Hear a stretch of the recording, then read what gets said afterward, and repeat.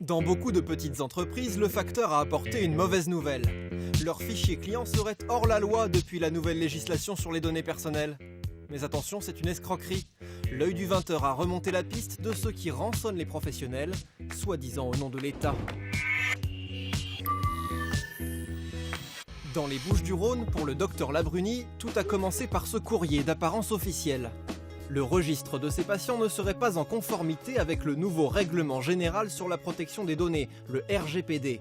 Il pourrait lui en coûter une amende de 20 millions ou 4% de son chiffre d'affaires, mais selon la lettre, il existe une solution. La démarche de mise en conformité permet de suspendre cette sanction. Nous vous invitons à vous régulariser par téléphone. Je ne me méfie pas du tout. Ça vous a coûté combien ? 706,80 €. Pour rien. C'est pas acceptable. Car voici ce qu'il se passe quand on compose le numéro indiqué sur le courrier. Nous nous sommes fait passer pour un professionnel inquiet des sanctions qui le guettent. Après quelques questions sur notre entreprise, le verdict tombe. Vous n'avez pas fait l'enregistrement préfecture, donc le montant d'enregistrement TTC pour la redevance 2018 c'est 793 €. Donc je vous envoie le lien de paiement par mail, seulement ce lien est valable que 10 minutes. Payez rapidement. Il n'existe pourtant aucune redevance sur l'enregistrement des données personnelles. À qui a-t-on affaire? La réponse est confuse. Pôle d'État de tout ce qui est handicapé. Pardon? Excusez-moi? C'est le pôle d'État.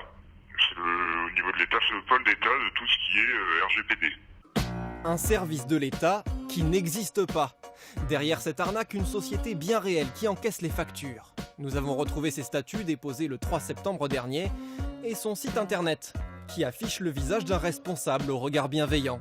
En fait, un mannequin qui pose pour de nombreuses photos en ligne. Alors pour rencontrer le responsable officiel, nous avons sonné chez lui. D'abord, il ne réagit pas au nom de sa société. Je connais pas du tout. Ah, vous êtes le président de cette société?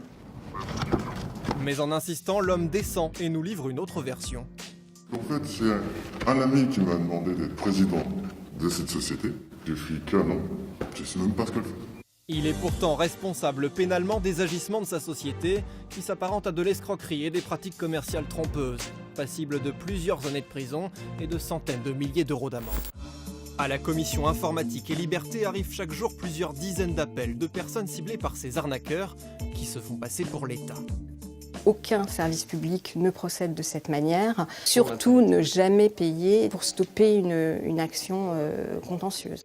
Quand on les a rappelés pour demander des explications, nos interlocuteurs qui réclamaient une fausse redevance ont dit n'être que de simples standardistes. Ils sont aussi complices d'escroquerie.